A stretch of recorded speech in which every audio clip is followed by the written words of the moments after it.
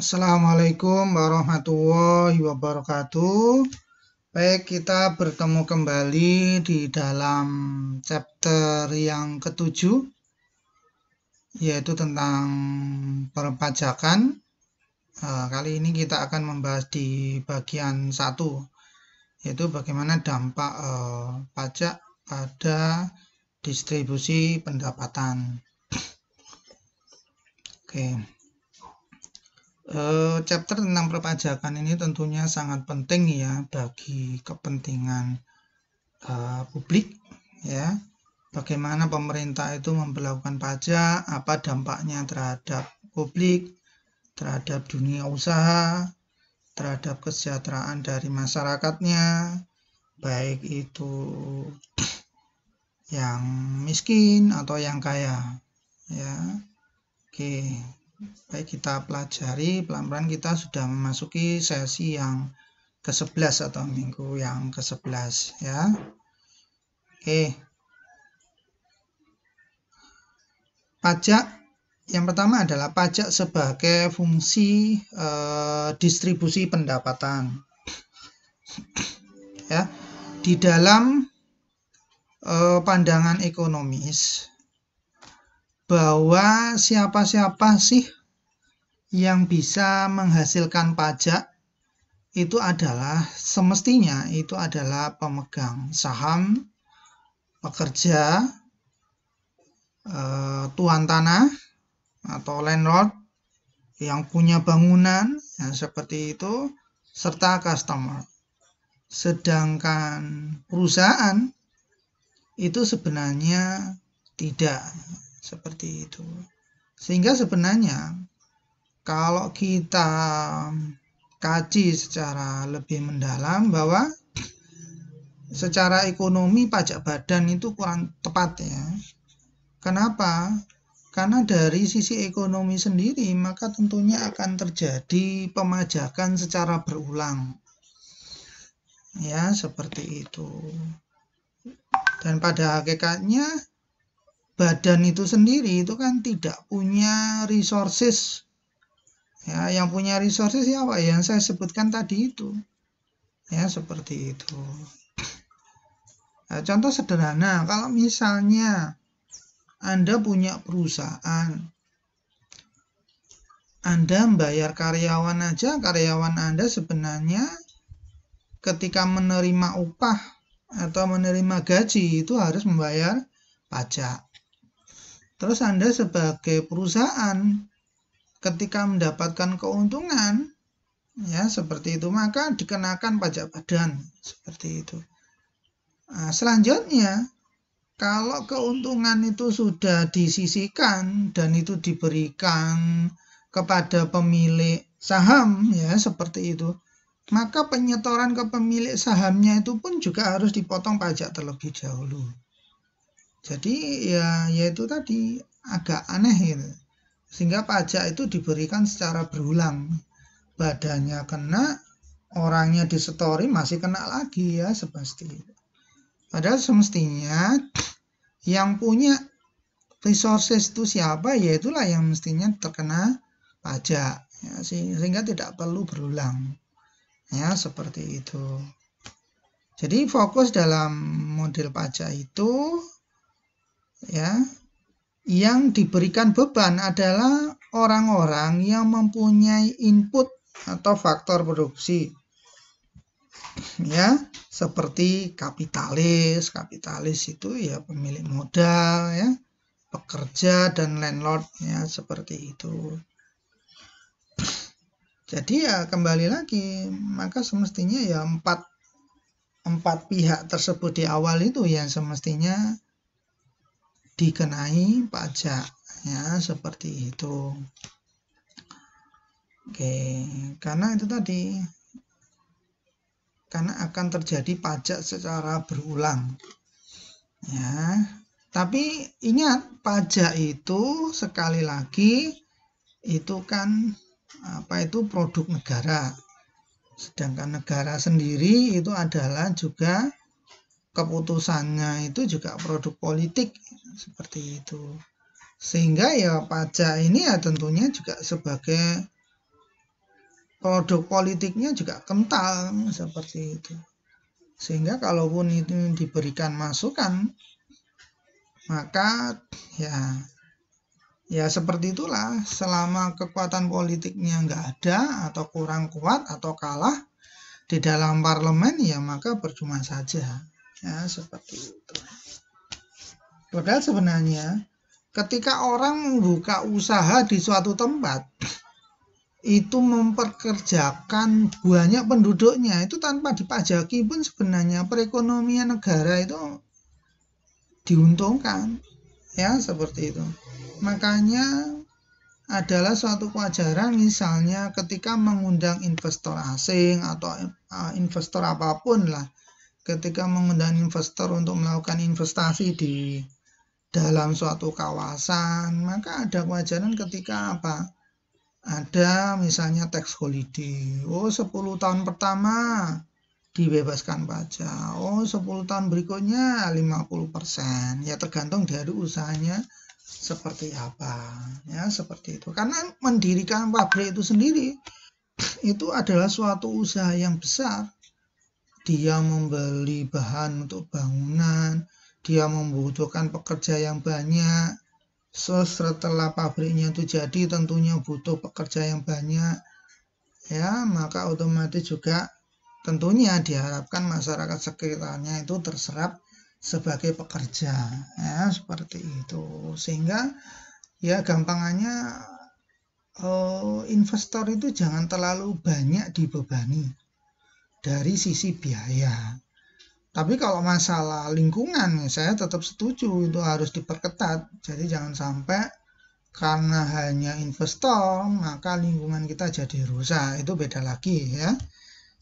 Ya, itu problem yang lainnya. Tapi prinsipnya saya setuju kalau memang tidak usah terlalu banyak diberikan beban kepada investor. Kenapa? Karena mereka itu membangun usaha di situ saja itu sudah membantu perekonomian dari suatu negara, ya seperti itu. Kalau polanya seperti ini, maka ini bisa berfungsi sebagai fungsi distribusi dari pendapatan, ya seperti itu. Karena dengan memajaki siapa-siapa yang mempunyai pendapatan itu, maka kita bisa akan mendistribusikan pendapatan dari yang banyak menuju yang lebih sedikit. Kalau misalnya shareholder-nya itu pendapatannya terlalu besar atau landlord-nya terlalu besar, maka itu bisa digeser ke yang lainnya. Nanti saya akan berikan analisis secara hipotetis ya. Oke. Jadi ini misalnya walaupun ini bukan pemegang sahamnya, kayaknya ini direkturnya ya. Nah, jadi orang-orang seperti inilah yang semestinya dibebani pajak. Terus orang yang punya bangunan, orang yang punya tanah, jadi orang yang punya bangunan menyewakan, yaitu wajar kalau dikenai pajak ya seperti itu. Orang yang punya sawah, orang yang punya tanah yang lebar, ya seperti itu. Dan termasuk pekerjanya ya, tapi tentunya itu tadi nanti akan ada kelanjutannya bahwa misalnya pajak sistemnya progresif, kalau pendapatannya lebih banyak maka rate pajaknya juga lebih besar ya seperti itu. Nah contohnya ini saya buat misalnya penyumbang pendapatan pemilik modal itu 30% dari total, ini tapi bisa jadi lebih besar ya. Pemilik tanah atau bangunan 35%, pekerja 20%, eksekutif 15%. Ya, seperti itu. Tapi pemilik modal itu persentasenya hanya 10, pemilik bangunan itu 15, pemilik tanah atau bangunan 15, pekerjanya 60, tapi ini kayaknya saya kurang pas ya. Ini semestinya pemilik modal dan tanah bangunan ini kecil ya. 20% aja udah besar itu ya. Karena nanti yang paling besar dan dominan tentunya itu di pekerjanya. Ya, seperti itu. Tapi oke lah. Jadi misalnya prosentasenya seperti ini. Pemilik modal orangnya sejumlah 10%, pemilik tanah 15%, pekerja 60%. Tentunya kalau dalam satu pabrik itu yang paling banyak ya pekerjanya, ya seperti itu. Eksekutif 15%, ya seperti itu. Maka kalau kita lihat di sini saja, maka pendapatan dibagi banyaknya orangnya, maka pendapatannya untuk pemilik modal itu 3 satuan, ya, pemilik tanah atau bangunan 2,3 satuan, dan pekerja itu hanya 0,33, eksekutif 1, ya seperti itu. Artinya apa? Bahwa pemilik modal itu pendapatannya berapa kali ya? Ini 10 kali ya, 10 kali dari pekerja, walaupun sebenarnya realnya itu bisa jadi lebih besar lagi. Artinya apa? Ketika kita kepingin melakukan distribusi pendapatan, maka pendapatan-pendapatan yang besar inilah, contohnya pemilik modal dan pemilik tanah atau bangunan ini yang diberikan pajak lebih besar. Tapi jangan sampai pekerja yang sudah pendapatannya paling kecil tapi pajaknya lebih banyak, ya, jangan seperti itu. Oke, kalau ada pola seperti itu, maka terjadi yaitu tadi fungsi distribusi dari pendapatan, fungsi distribusi pendapatan dari pajak, ya seperti itu. Kenapa? Karena supaya jangan sampai pendapatan itu mengumpul pada satu pihak, ya seperti itu. Kalau pendapatan mengumpul pada satu pihak, maka satu pihak tersebut kekayaannya jauh lebih besar. Sebaliknya pekerja itu ya tidak punya pendapatan yang besar, maka akumulasi modalnya kecil. Kalau akumulasi modalnya kecil, ya sampai kapanpun menjadi pekerja, ya tidak bisa menjadi pengusaha. Ya, kasihannya kalau masa tuanya itu tidak punya jaminan, seperti itu. Makanya kalau melihat sekitar kita, ya kita ngenes sekali kalau melihat orang itu masa tuanya misalnya nggak ada jaminan, ya seperti itu. Makanya harus dipikirkan ke depannya. Makanya kalau di luar negeri, kenapa kok pajaknya besar sekali? Karena yaitu tadi untuk menjamin masa tuanya. Bahkan bisa jadi 50% pendapatannya itu hanya dipakai untuk menjumbang pajak, kontribusi pajak. Tetapi begitu dia pensiun ya sudah, dia bisa menikmati masa tuanya. Ya, seperti itu. Oke.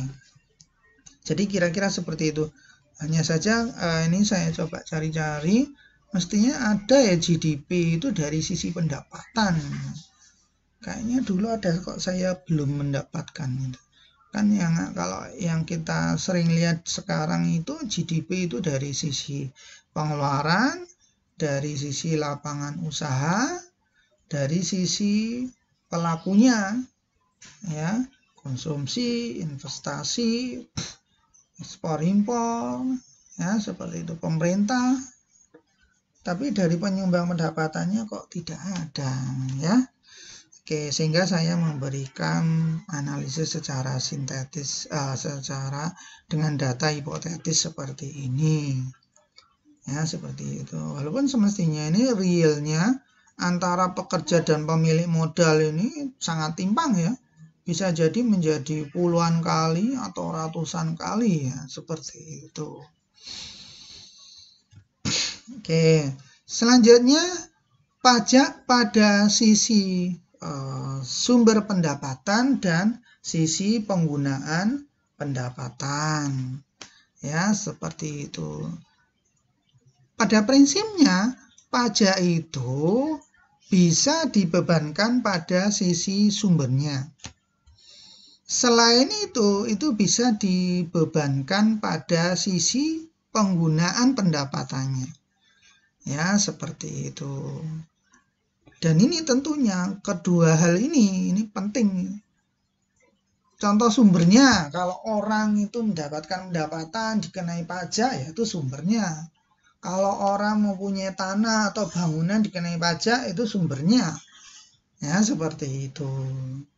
Tapi kalau sisi penggunaannya, kalau Anda makan permen kena pajak, itu berarti penggunaannya. Anda ngerokok kena pajak, kena cukai, ya itu berarti penggunaannya. Ya, maka kita analisis ini. Bagaimana dari sisi distribusi pendapatan, ya, pada sisi sumber maupun penggunaannya. Pajak pada sisi penggunaan, ya, itu biasanya akan mendistribusikan pendapatan dari sisi yang miskin. Ya, jadi menyebarkan pendapatan dari sisi yang miskin. Ya, seperti itu. Tetapi kalau pajak pada sisi sumbernya, maka dia akan mendistribusikan pendapatan dari yang kaya. Kenapa kok seperti itu logikanya? Kalau pada sisi sumber, maka baik orang miskin maupun orang kaya, kalau sisi sumber, sisi penggunaan, baik orang miskin maupun orang kaya, selama dia menggunakan barang itu, maka tentunya dia akan dikenai pajak yang sama. Contoh sederhana, kalau Anda merokok kretek dengan merek ABC misalnya, maka kalau dia membayar pajak katakanlah 5.000 per per kotaknya, per bungkusnya, ya, seperti itu, maka dia akan membayar besarnya yang sama 5.000 bagi orang yang kaya juga, seperti itu.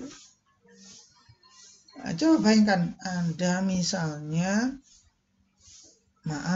tukang becak atau bangunan merokok dengan rokok merek yang sama dengan orang yang lebih kaya dengan rokok yang sama, seperti itu, maka pajak yang Anda bayarkan adalah yang sama, karena nggak mungkin berbeda. Ya, masa Anda mau beli rokok ditanyai Anda penghasilannya berapa, terus pajaknya lebih banyak, kan nggak mungkin. Ya, seperti itu. Sedangkan yang namanya uang katakanlah pajak itu 5.000 bagi orang yang miskin, itu nilainya berbeda dengan 5.000 bagi orang yang kaya. Ya, seperti itu. Makanya kenapa kok mendistribusikan pendapatan dari si miskin. Sedangkan kalau sumbernya tentunya mendistribusikan pendapatan dari yang kaya. Kalau orang yang miskin, maka sumbernya apa yang dipajaki? Wong dia tidak punya sumber. Kalaupun punya tanah, ya tanahnya kecil. Kalau tanahnya kecil, ya pajaknya tentunya kecil. Tapi kalau sumbernya orang kaya, maka tanahnya luas, maka pajaknya juga besar. Seperti itu logikanya. Bahkan ketika Anda misalnya melakukan jual beli tanah seperti itu, maka ada batasannya. Berapa juta Anda mesti dikenai pajak. Ya kalau misalnya katakanlah ada batasan 100 juta, kalau Anda di bawah 100 juta transaksinya, maka tidak dikenai pajak.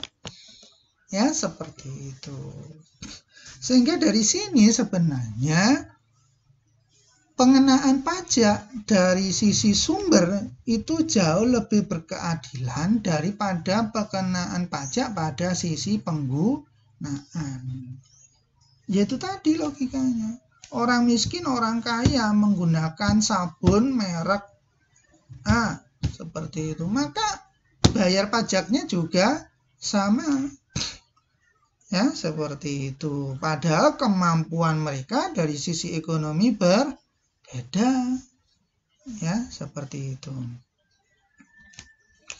Oke, dalam prakteknya ekonom seringkali mengabaikan dampaknya ini.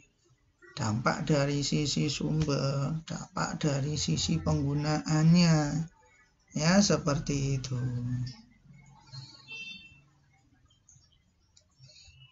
Ya, sehingga ketika menganalisis kebijakan suatu pajak, ya ini harus dianalisis secara komprehensif, ya.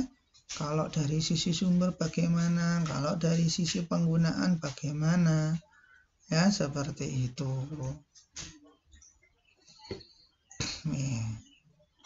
Oke, contohnya ini Simba ini kebetulan ya kurang pas juga ya karena rokoknya lintingan. Nah, kalau rokok lintingan bisa jadi rokoknya beli di tempatnya sendiri yang tidak kena cukai.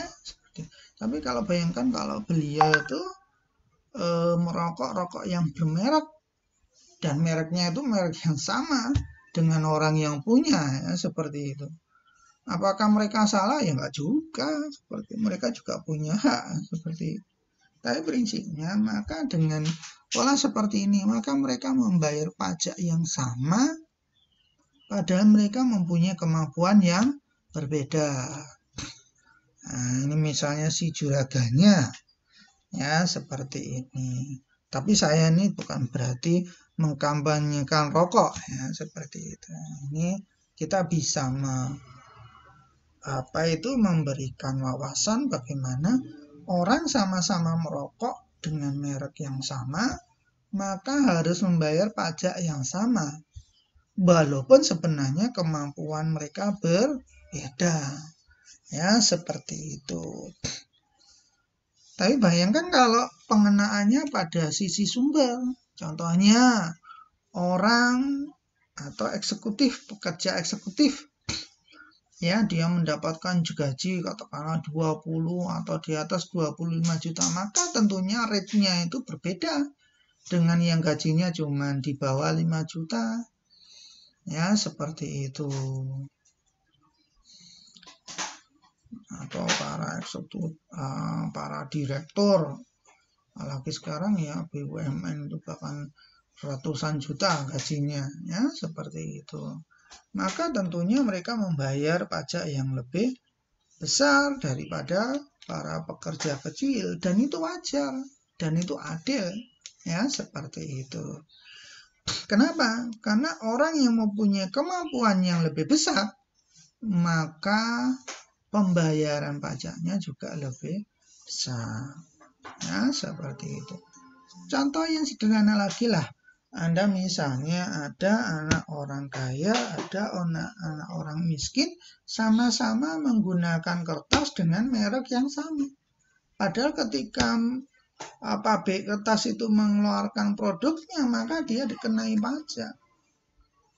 Artinya apa? Maka si kedua anak itu membayar pajak yang sama untuk barang yang sama. Padahal hakikatnya mereka kedua orang tuanya mempunyai kemampuan yang berbeda. Yaitulah kelemahan pengenaan pajak dari sisi penggunaan. Ya, seperti itu. Oke, begitu ya. Selanjutnya, dampak dari pajak itu bergantung dari price determination-nya. Jadi tergantung dari penentuan harganya. Jadi ketika pricing penentuan harganya itu berbeda, maka dampak dari pajaknya itu juga berbeda. Ya, seperti itu. Coba bayangkan kalau misalnya Anda membeli produk yang produknya itu dari monopolis. Maka dengan mudahnya monopolis itu mengalihkan pajaknya kepada Anda sebagai konsumen. Apalagi kalau Anda konsumennya itu mempunyai permintaan yang cenderung inelastis. Ya, seperti itu. Tapi ketika produsennya itu bukan monopolis, cenderung ke pasar persaingan sempurna, maka kalau dikenai pajak mereka takut. Bahkan kalau bisa itu pajaknya dibayar sendiri. Kenapa? Daripada orang-orang lari karena naiknya harga, mending ya sudahlah. Harganya sama, tapi padahal saya dipotong sebagian untuk membayar pajak. Bisa dipahami ya? Makanya saya kadang-kadang juga agak khawatir juga dan kasihan juga ketika melihat orang-orang yang punya usaha di pinggir jalan, belum orang yang datang untuk melakukan konsumsi itu dikenai parkir yang sifatnya partikuler ya, bukan yang sifatnya resmi. Bayangkan, satu mobil, satu motor dikenai pajak katakanlah minimal 2.000. Padahal mereka yang punya usaha berapa hasilnya? Makanya kadang ada baiknya juga, misalnya yang punya usaha dia tidak mau kalau ada orang yang parkir di situ, dan parkirnya ya harus gratis. Seperti itu. Contohnya ini saya sebutkan saja. Di mie Pak Oyong di belakangnya galeri itu bagus juga. Dia memberlakukan parkir gratis, dia nggak boleh ada orang parkir di situ. Maksudnya parkir partikuler untuk beroperasi di situ. Kenapa? Karena dia menganggap konsumennya ya harus diutamakan, jangan terus dipajaki dulu. Padahal kalau dipikir itu uang parkirnya itu masuk ke siapa? Ya, seperti itu. Oke. Atau misalnya ada juga usaha-usaha yang mempunyai parkir yang gratis seperti itu. Kalaupun ada orang yang menjaga parkir di situ, maka dia tidak mengenakan biaya. Ada juga itu. Di tempat saya itu ada toko besar dan dia tuh juga punya lahan yang lumayan besar. Maka ketika orang belanja di situ, maka tidak dikenai biaya parkir. Cukup ada orang yang mengatur di situ, tapi mungkin orangnya itu dibayar oleh pemilik tokonya itu. Ya, seperti itu. Ya, kenapa? Karena memang masalah penambahan biaya ini sensitif terhadap konsumen. Apalagi yaitu tadi, kalau konsumennya itu elastis. Kalau konsumennya ini elastis, apalagi produsennya itu yang nggak ada saingannya, ya seperti itu. Maka ya sudah, itu bisa, kalau misalnya ada pajak dari pemerintah, maka dengan mudah dibebankan kepada konsumen. Contohnya kita beli makanan di resto seperti itu. Begitu kita sudah bayar, katakanlah anggaran kita 250.000, ternyata masih dikenai pajak 10%, dan itu yang bayar konsumen. Ya, seperti itu. Oke. Dan dampaknya ini bergantung kepada perubahan harga. Dan perubahan harga ini tentunya membutuhkan waktu. Ya, seperti itu. Dan biasanya perubahan dampak di dalam waktu yang jangka panjang itu lebih besar daripada dampaknya pada saat jangka pendek. Ya, seperti itu. Jadi yang namanya pengenaan pajak itu dampaknya itu tergantung dari sekali lagi adalah pricingnya, tergantung dari bagaimana penentuan harganya. Ya, seperti itu.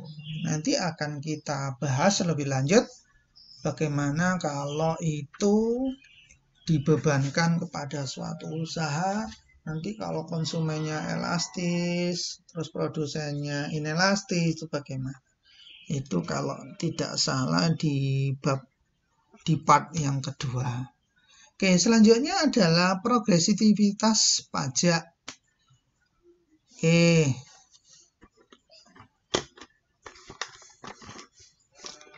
Selanjutnya adalah progresivitas pajak. Ada yang dinamakan rasio pajak terhadap pendapatan atau average tax rate atau dikenal dengan tax ratio. Ya, seperti itu. Tax ratio itu kalau dalam lingkup negara ya tinggal dibagi saja pendapatan dari pajak terhadap total GDP. Ya, seperti itu. Sehingga kalau misalnya kita buat rumus, ya tax ratio yaitu sama dengan tax income dibagi GDP. Ya, seperti itu.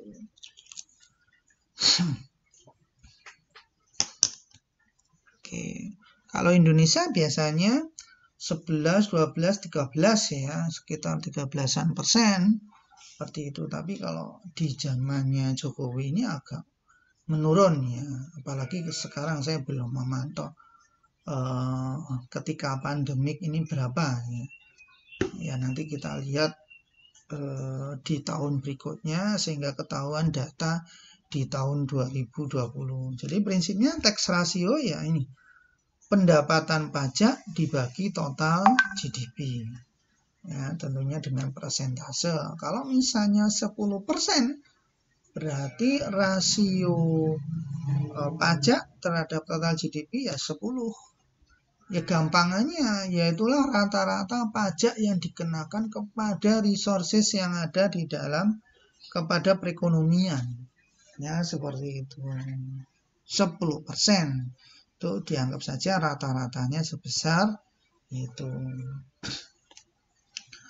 Selanjutnya, kalau pajaknya itu meningkat mengikuti peningkatan pendapatan, maka itu disebut tax progresif. Kalau menurun itu regresif. Kalau konstan itu proporsional. Ya, seperti itu. Tapi biasanya kalau dalam kondisi normal ya progresif tax lah.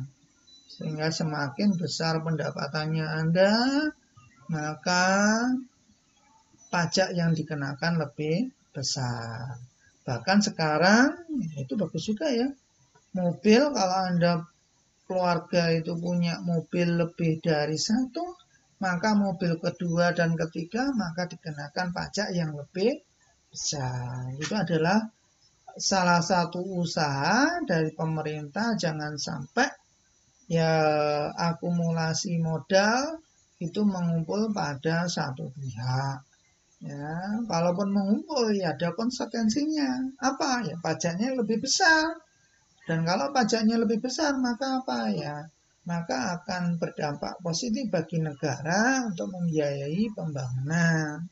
Ya, seperti itu. Maksudnya bagi pemerintah untuk membiayai pembangunan. Dan saya pikir ya wajar saja.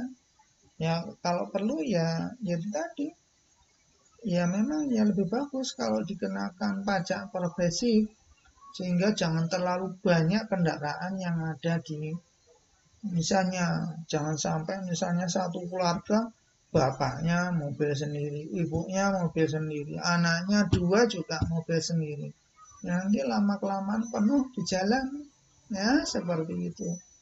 Dan prinsipnya semakin maju negaranya itu biasanya pola transportasinya ke transportasi umum, bukan ke transportasi privat seperti itu. Kalau privat bagaimana? Ya konsumsi BBM-nya boros. Belum lagi kalau BBM-nya ada subsidinya. Ya seperti itu. Nah, sekarang ya meskipun premium dibatasi aja masih banyak orang yang tega untuk mengantri premium padahal dia memakai mobil. Ya seperti itu. Ya sehingga kalau menurut saya ya baguslah kalau misalnya terkena pajak progresif di mobil itu. Ya seperti itu. Sehingga kalau misalnya Anda mempunyai mobil lebih dari satu dengan atas nama yang sama, maka Anda dikenai pajak yang lebih besar. Oke, baik dari saya cukup itu. Mudah-mudahan mendapatkan pencerahan dari kuliah kali ini. Kita akan bertemu di lain kesempatan. Assalamualaikum warahmatullahi wabarakatuh.